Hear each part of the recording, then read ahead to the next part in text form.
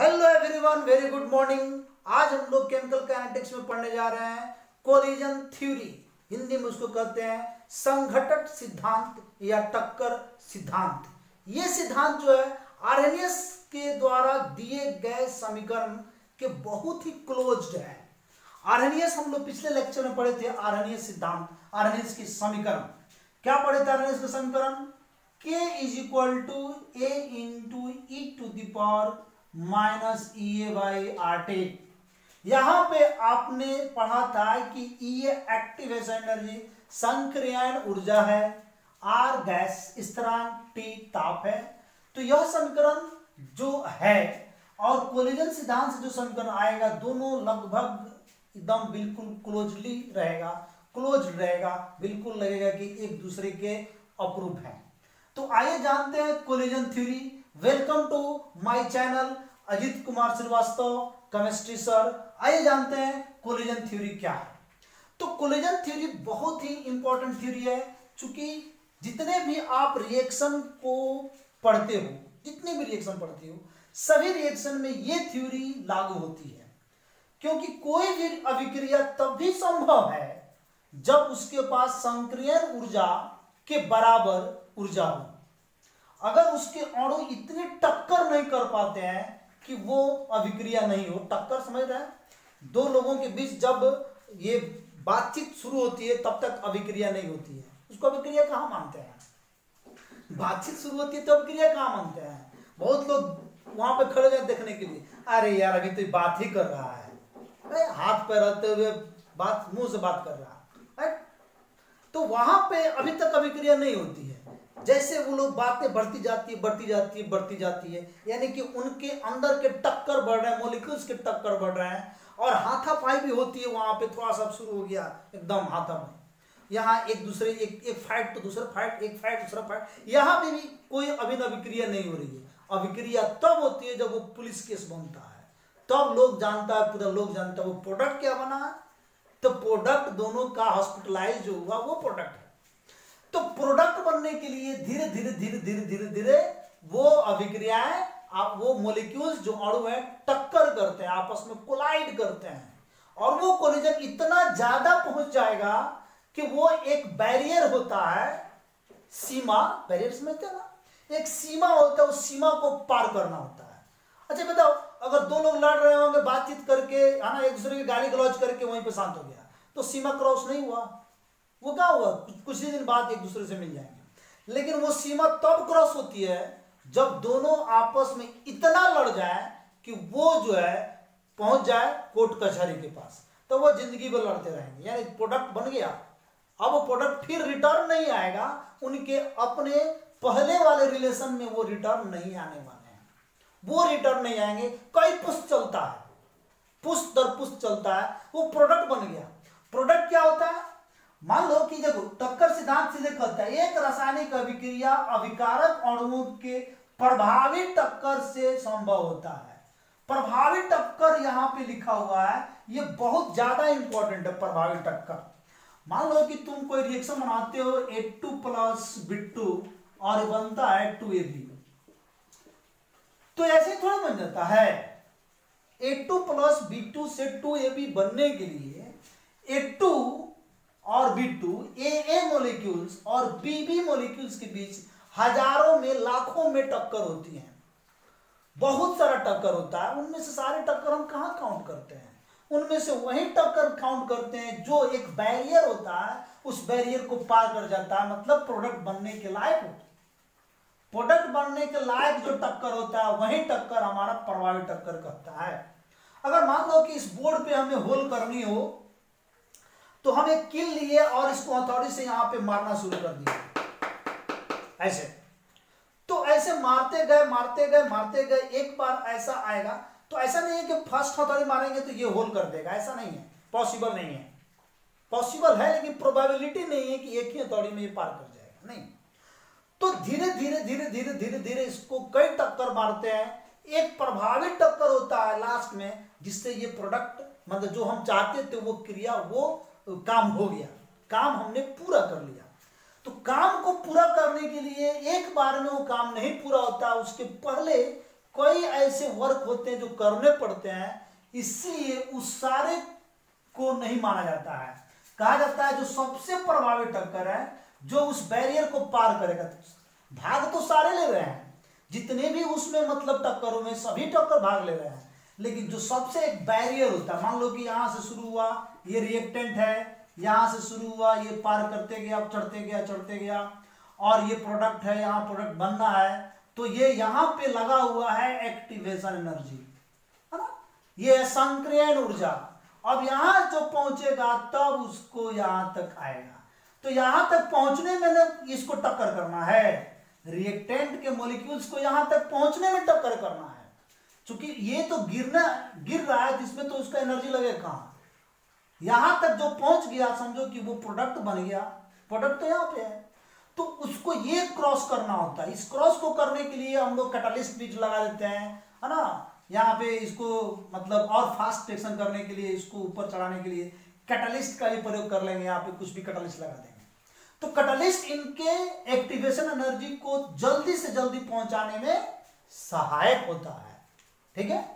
तो ये activation energy को जल्दी से जल्दी पहुंचा सकता है, यानी कि इनमें ज्यादा से ज्यादा टक्कर करा सकता है, यानी कहें तो अधिक से अधिक इनमें खूब टक्कर कराएगा और जल्द से जल्द एक्टिवेशन एनर्जी को पार कराया जाएगा।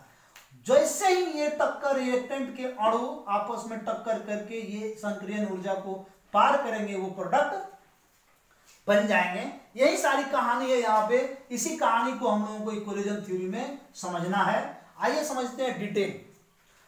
तो कहता है कि एक रासायनिक अभिक्रिया अभिकारक अणुओं के प्रभावी टक्कर से संभव होती है। ऐसे नहीं संभव होगा, प्रभावी टक्कर जब तक नहीं बनेगा तब तक वो संभव नहीं होगा। क्लियर? अभिकारक अणुओं में होने वाली सभी टक्कर प्रभावी टक्कर नहीं होती है। जितने भी टक्कर हुए पहले वो सभी प्रभावी टक्कर नहीं होते हैं। कुछ ही टक्कर होते हैं जो संक्रियण ऊर्जा को पार करते हैं, और जितने भी टक्कर यहाँ पे थे उस थोड़े ही सब पहुंच गए। कुछ टक्कर है जो उसको क्रॉस करने में सक्षम है। इसलिए कहा जाता है कि किसी भी अभिक्रिया का पूरा जो रिएक्टेंट है यानी अभिकारक है, कंप्लीट रूप से प्रोडक्ट में नहीं बदलता है। जान लीजिएगा, क्योंकि सारे टक्कर, यहां सीधे बात लिखा हुआ है कि सभी टक्कर प्रभावी टक्कर नहीं होते हैं। जितने अणु प्रभावी टक्कर में भाग लेंगे वही अणु प्रोडक्ट का निर्माण करेंगे। जो अणु प्रभावी टक्कर में भाग नहीं लेगा वो प्रोडक्ट का निर्माण नहीं कर सकता है। इस बात को पूरा बहुत ध्यान देना पड़ता है हम लोगों को। इसमें अभिकारक अणुओं में होने वाले सभी टक्कर प्रभावी टक्कर नहीं होते हैं। तो यहां पे एक बात कहता है कि अभिकारक अणुओं में उत्पन्न सभी टक्कर, जितने भी टक्कर हैं, में वही अणुओं की टक्कर प्रभावी टक्कर होता है जो निम्नलिखित दो प्रकार के बैरियर को पार करता है। मैंने बताया ना बैरियर, वो बैरियर आइए जानते हैं कौन कौन से बैरियर है। फर्स्ट में ये बैरियर मैं दिखा रहा हूं जिसका नाम है एनर्जी बैरियर। क्या नाम बाबू? Energy barrier. हिंदी में इसको लिखते हैं ऊर्जा बैरियर। ऊर्जा बैरियर, ऊर्जा बैरियर। तो आइए जानते हैं कि यह ऊर्जा बैरियर क्या है। कहता है कि ऊर्जा बैरियर ये वो है कि मान लो कि यहां से एक ग्राफ से समझते हैं इसको। ऊर्जा बैरियर को समझने के लिए हमें ग्राफ की जरूरत है, तो यहां पे एक ग्राफ को लेने तभी समझ पाएंगे क्या है ऊर्जा बैरियर। देखो, अलग अलग अभिक्रिया में अलग अलग ऊर्जा बैरियर को दिखाएंगे हम। दो ऊर्जा बैरियर दिखाएंगे इसमें। एक मैं दिखाऊंगा एक्सोथर्मिक अभिक्रिया के लिए, दूसरा एंडोथर्मिक। इन दोनों को ऊर्जा बैरियर में मैं सीधे सीधे दिखाऊंगा। पहला आप ग्राफ यहां देखोगे, बिल्कुल सीधा सीधा समझ में आएगा तुम लोगों को ये बात। ये मैं एक ग्राफ ले रहा हूं यहां पे, ठीक है, और ये पार्ट मैं यहां पे जो लेने वाला हूं, यहां पे हम लेंगे इसका, बिल्कुल सीधा करना, यहां पे हम लेने वाले हैं ऊर्जा। इसको हम लोग अभिक्रिया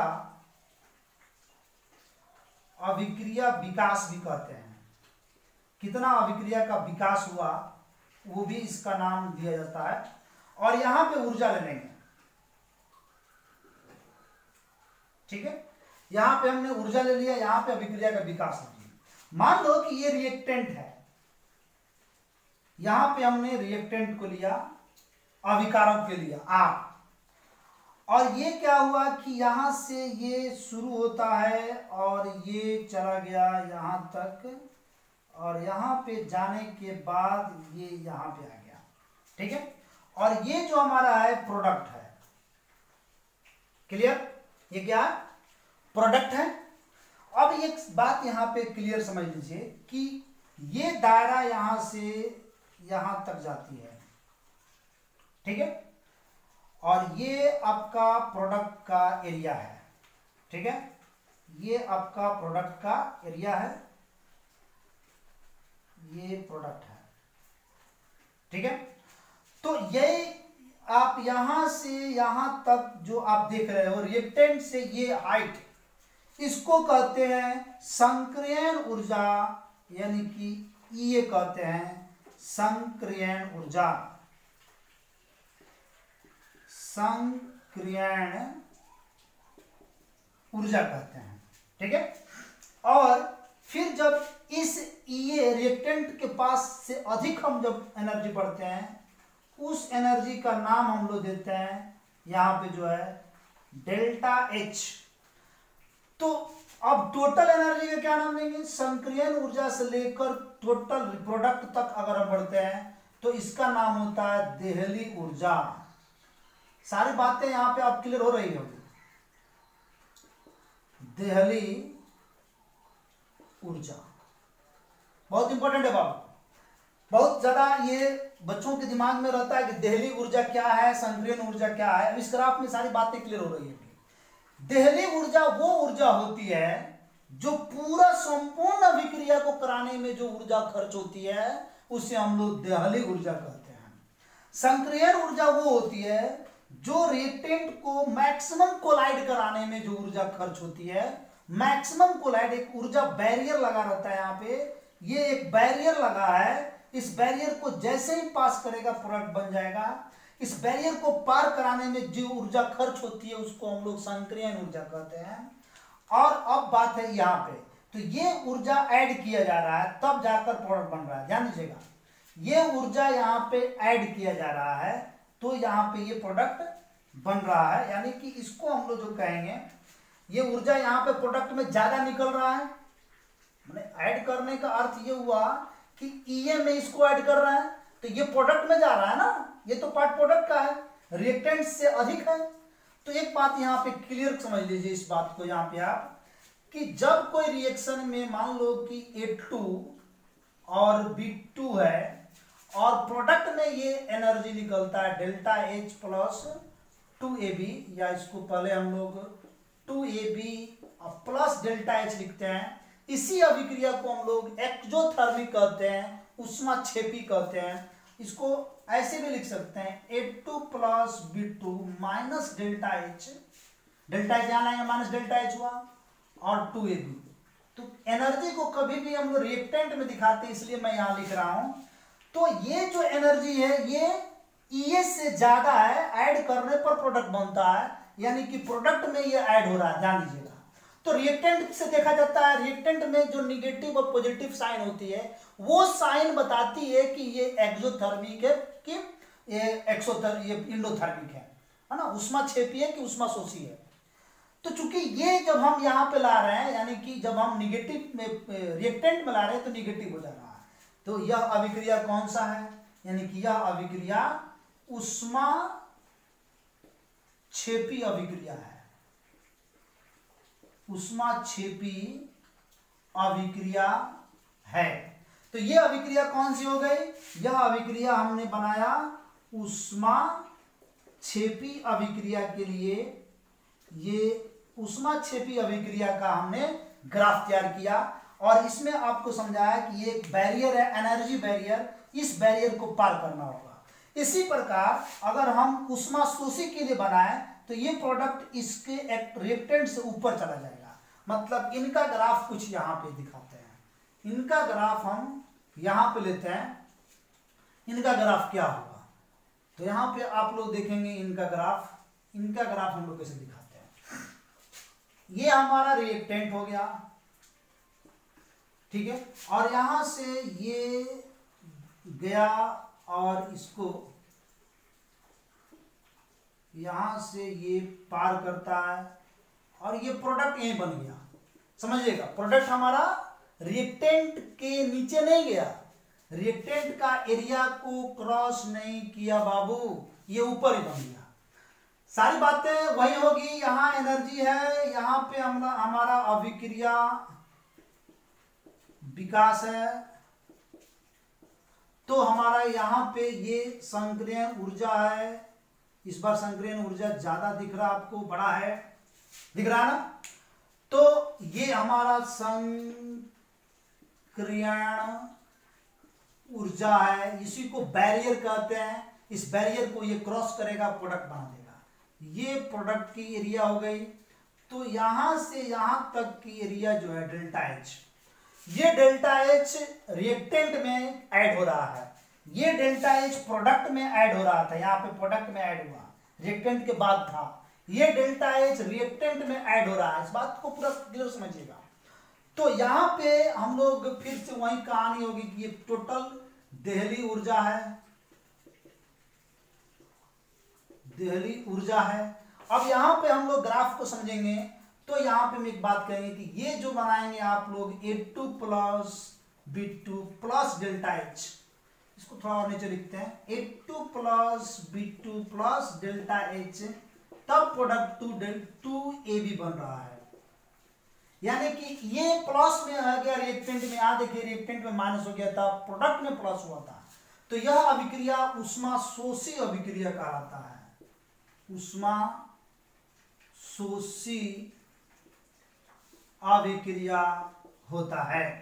यानी कि जब डेल्टा एच बराबर पॉजिटिव आ गया, यहां डेल्टा एच बराबर निगेटिव आया था, तो जब निगेटिव आया तो उष्मा क्षेपी, और जब पॉजिटिव आया तो उष्मा शोषी अभिक्रिया कहलाएगा। ये बातें समझ गए। दोनों ही प्रकार के अभिक्रियाओं में एक संक्रियन ऊर्जा होती है, जिसके बैरियर को, रिएक्टेंट के कोलिजन को, रिएक्टेंट के अभिकारकों के मॉलिक्यूल्सों के टक्कर को पार करना पड़ता है। जब ये पार कर जाएगा तो प्रोडक्ट बन जाएगा। आई बात समझ में? ये था पहला जो मैंने दिखाया एनर्जी पर, लेकिन इसमें बहुत सारी चीजें, कहानियां हैं। संक्रियन ऊर्जा, देहली ऊर्जा, इनके बारे में डिटेल जानते हैं हम लोग, तब हम लोग आगे बढ़ेंगे सेकंड में, इसको जानेंगे पर डिटेल। मिटाते हैं, जल्द से जल्द इसको नोट कर लें आप लोग, तुरंत नोट कर लीजिए। नोट कर लिए, पॉज करके भी नोट कर सकते हैं, ठीक है। पॉज, वीडियो पॉज कर लीजिए, नोट कर लीजिए, ठीक है। ओके, या स्क्रीनशॉट भी ले सकते हैं आप लोग, स्क्रीनशॉट से भी नोट कर सकते हैं। हो गया? चलिए आगे बढ़ते हैं। यहां पे हम लोग संक्रियन ऊर्जा ये सब जानेंगे। बेटा ग्राफ बहुत इंपॉर्टेंट है बाबू, इस सबको अगर समझ में आ गया होगा तो ये टॉपिक आपको एकदम क्लियर हो गया, कभी नहीं भूलेंगे आप लोग। आइए अब हम लोग जानते हैं, इसमें 2-3 पॉइंट्स हम लोगों को क्लियर करना है, और वो है संक्रियन ऊर्जा। पहला पॉइंट हम लोग चलेंगे संक्रियन ऊर्जा। वैसे में पहले देहली ऊर्जा से चलते हैं। देहली ऊर्जा, देहली ऊर्जा, देहली ऊर्जा को इंग्लिश में हम लोग लिखते हैं थ्रेशोल्ड, थ्रेशोल्ड एनर्जी, ठीक है। थ्रेशोल्ड एनर्जी, देहली ऊर्जा, थ्रेशोल्ड एनर्जी। आइए जानते हैं देहली ऊर्जा क्या है। कहता है किसी भी अभिक्रिया में, किसी भी अभिक्रिया को पूर्ण होने में अणुओं के मध्य प्रभावी टक्कर उत्पन्न होने के लिए आवश्यक न्यूनतम ऊर्जा देहली ऊर्जा कहलाती है। यानी कि पूरा कहता है किसी अभिक्रिया को पूर्ण होने के लिए, पूरी अभिक्रिया को पूर्ण होने के लिए जितनी भी टक्कर आवश्यक है, उससे जितनी भी उत्पन्न ऊर्जा है, सभी ऊर्जाओं को, कुल ऊर्जाओं को हम लोग क्या कहते हैं? ये देहली ऊर्जा कहते हैं।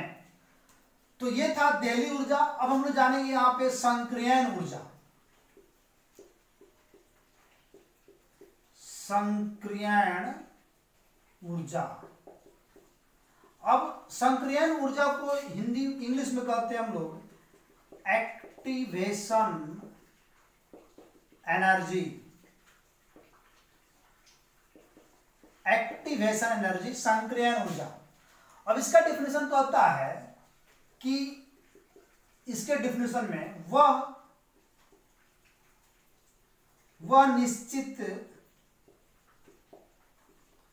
न्यूनतम, किसी भी अभिक्रिया के लिए निश्चित होता है संक्रियण ऊर्जा, इसलिए यहां निश्चित लगाया गया। वह निश्चित न्यूनतम ऊर्जा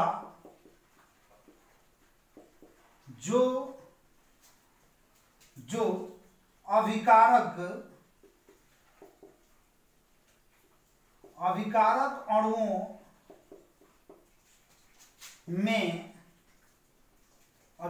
अणुओं में प्रभावी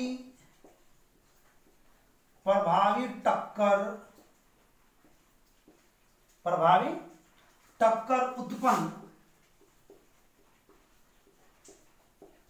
करने के लिए आवश्यक होती है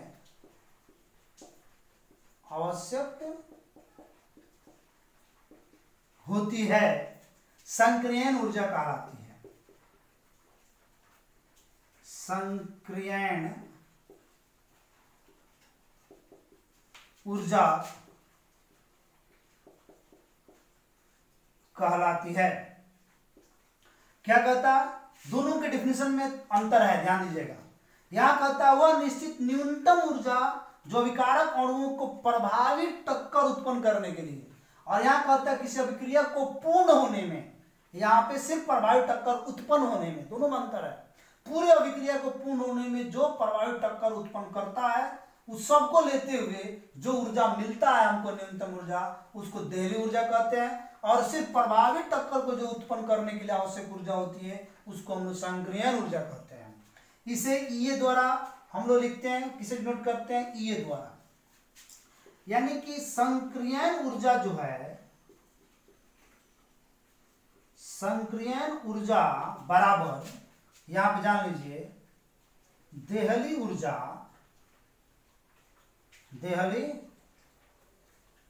ऊर्जा माइनस औसत गतिज ऊर्जा को घटाया जाता है तो संक्रियण ऊर्जा प्राप्त हो जाता है। यानी संक्रियण ऊर्जा बराबर देहली ऊर्जा माइनस औसत गतिज ऊर्जा। अगर घटाते हैं तो यहां से हम लोगों को ये प्राप्त हो जाता है। औसत गतिज ऊर्जा ना लिखकर औसत ऊर्जा लिखिए। औसत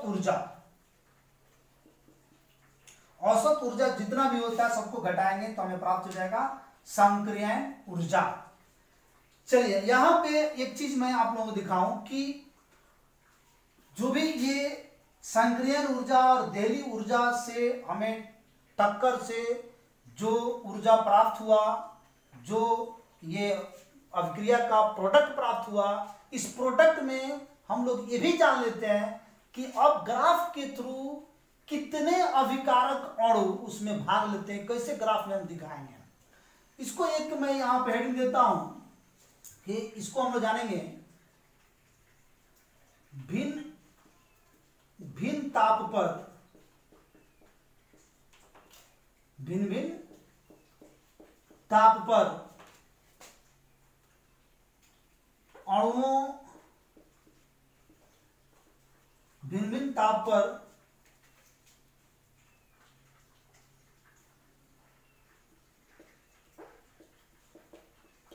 अणुओं की गतिज ऊर्जा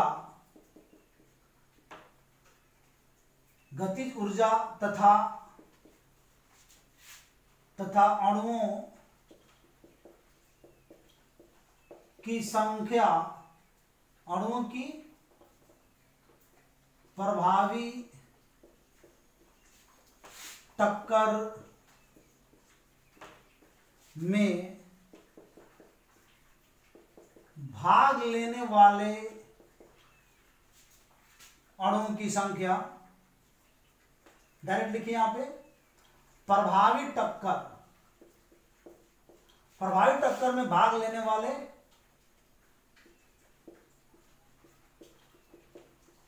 अणुओं की संख्या में संबंध, अणुओं की संख्या क्या लिखें, भिन्न भिन्न ताप पर अणुओं की गतिज ऊर्जा तथा प्रभावी टक्कर में भाग लेने वाले अणुओं की संख्या के बीच ग्राफ। अब एक ऐसा ग्राफ मैं दिखा रहा हूं जो इन दोनों के बीच दिखाएगा। ये ग्राफ जो है बनाते हैं, इस ग्राफ में यहां पे हम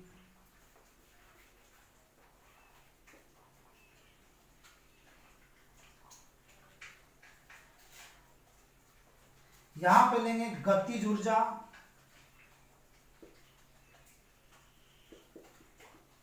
और यहां लेंगे हम अणुओं का अंश,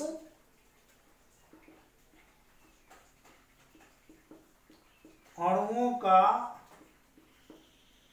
अंश। अंश मतलब कि प्रभावी टक्कर में कितने अणु भाग ले रहे हैं वो अणुओं का अंश है।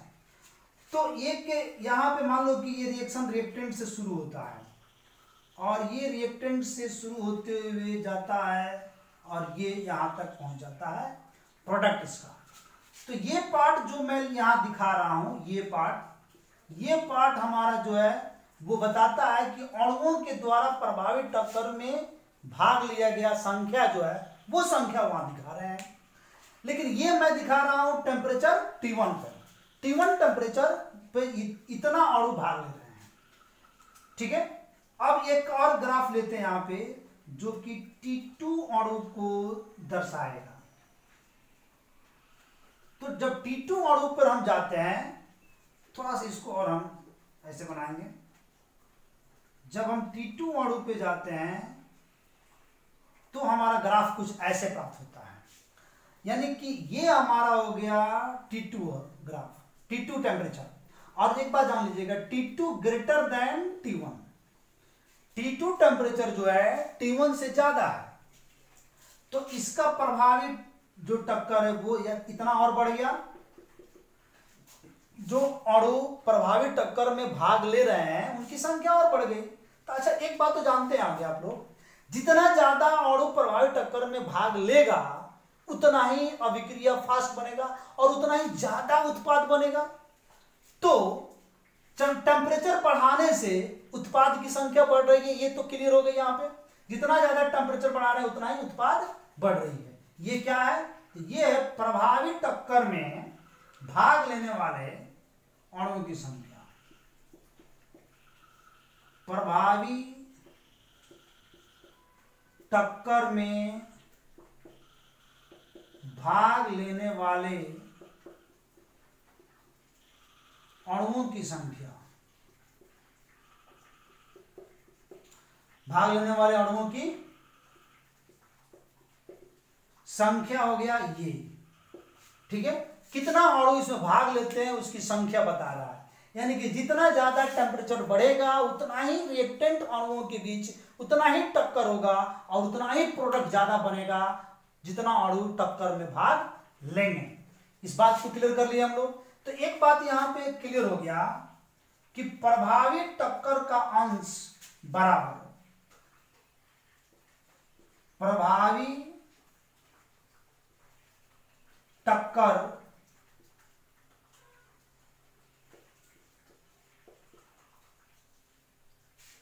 का अंश बराबर e⁻⁻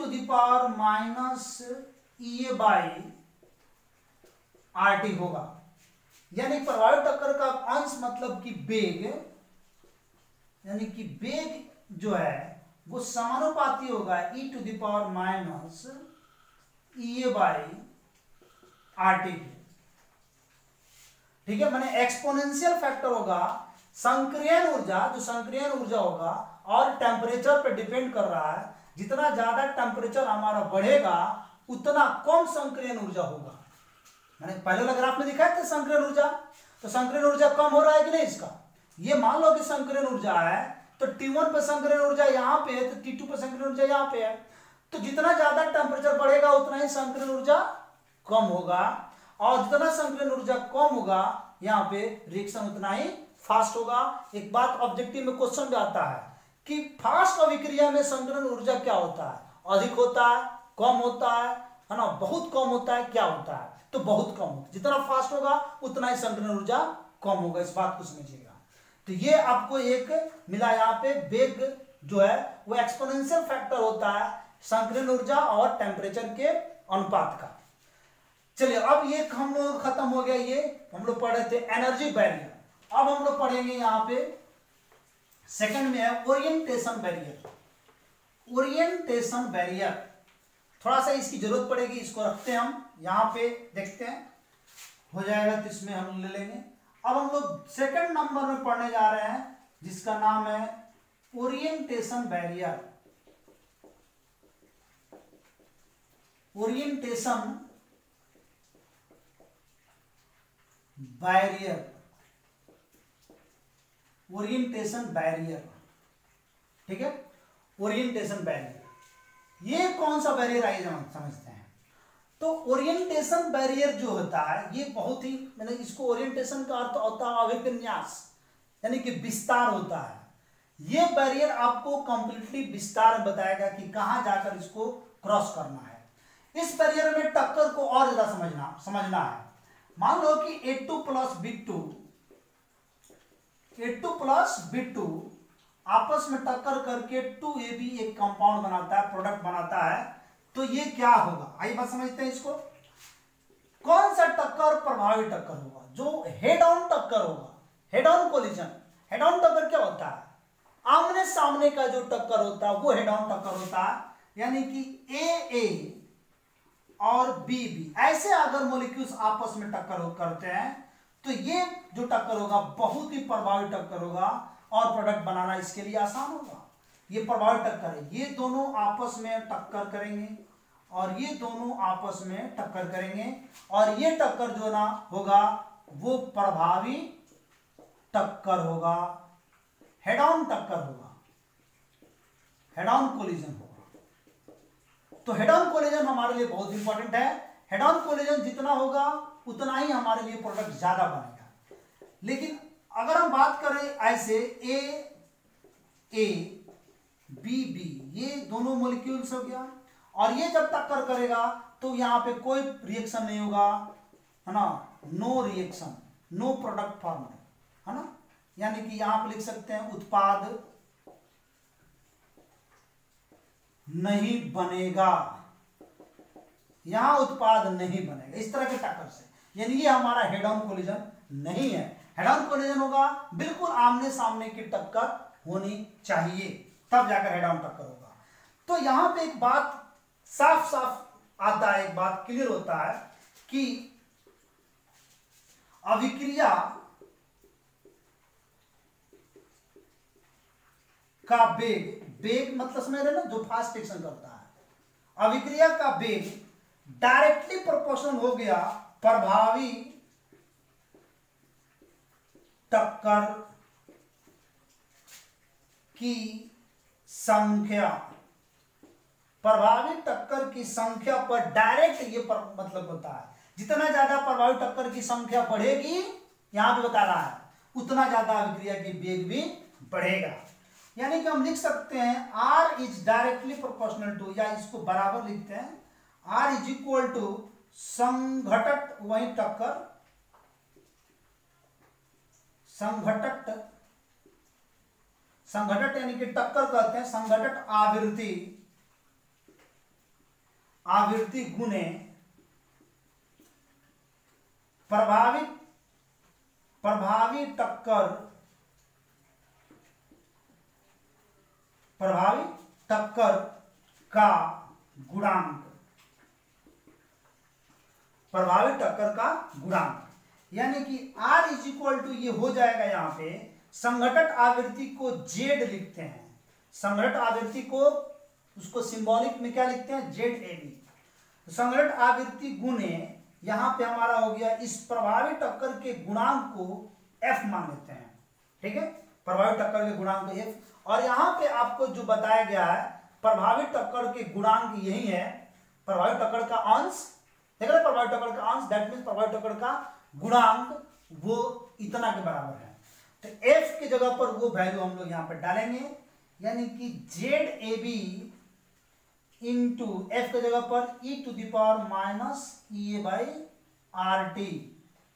ध्यान रखेंगे, मैं फिर से बता दूं, प्रभावी टक्कर का अंश इतना लिया गया है, तो प्रभावी टक्कर का अंश एफ को माना गया है। प्रभावी टक्कर का गुणांक की जगह पर आप अंश भी लिखो चलेगा, यही अंश, तो इसको लेते हैं, इतना रख देते हैं यहां पे, तो ये आर बराबर ये फॉर्मूला हमारे पास आया।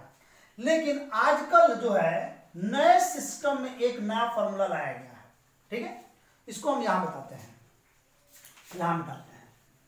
तो नए सिस्टम में ये किया गया है कि थोड़ा सा इसमें यह माना गया है कि बाकी जितने भी टक्कर हो रहे थे ये सब प्रभावी टक्कर लिया गया, तो बाकी जितने भी मैंने टक्कर हो रहे थे क्या उसका कोई वर्क नहीं है, उसमें है, उसका भी उसमें इफेक्ट है, उससे भी तो एनर्जी बढ़ रही है।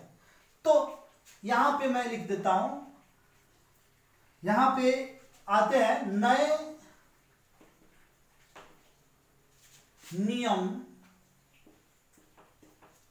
के अनुसार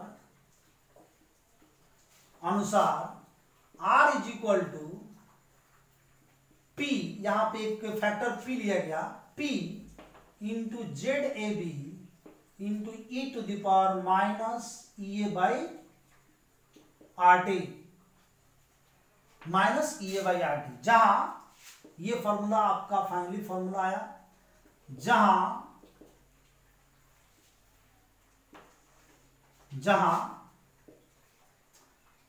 P को हम लोग कहते हैं यहां पे, ठीक है, यहां पे प्रायिकता P को क्या कहते हैं, प्रायिकता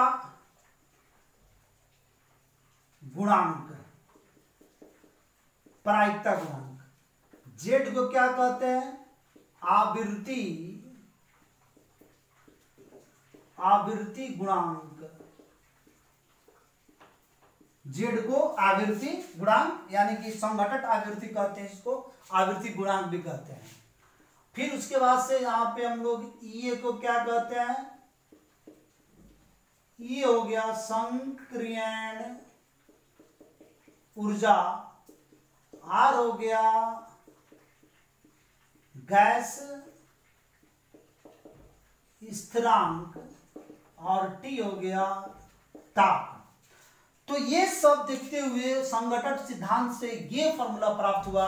और आप आर्हेनियस का समीकरण याद कीजिए, R यहां पे क्या होता था, K, तो रेट कांस्टेंट जो होता है वो रेट ऑफ रिएक्शन यानी कि वेग के लगभग बराबर होते हैं, तो K बराबर इस पूरे जो कांस्टेंट वैल्यू P और Z A मान लिया गया, तो A into e to the power minus e by R T. तो मैंने पहले ही बताया था कि ये दोनों लगभग बराबर होते हैं। तो इस प्रकार से आपका ये जो चैप्टर भी है यानी कि रासायनिक बलगतिकी चैप्टर आपका ये खत्म होता है यहाँ पे, और ये सिद्धांत के साथ आपका चैप्टर खत्म होता है। अब बारी है आपकी न्यूमेरिकल्स की। अब आप लोग एनसीईआरटी का न्यूमेरिकल बनाओ, जो भी प्रॉब्लम होगा वो आप लोग देखेंगे कैसे आप लोगों को बताया जाए। तो वो मैं कोशिश करूंगा कि एक लेक्चर और तैयार करूं जिसमें एनसीईआरटी का प्रॉब्लम आप लोगों को सॉल्व करूं। आप लोग बनाते रहो, मैं उसको सॉल्व करूंगा और एक लेक्चर उसमें और मैं डाल देता हूं, ठीक है, ओके, दैट्स ऑल।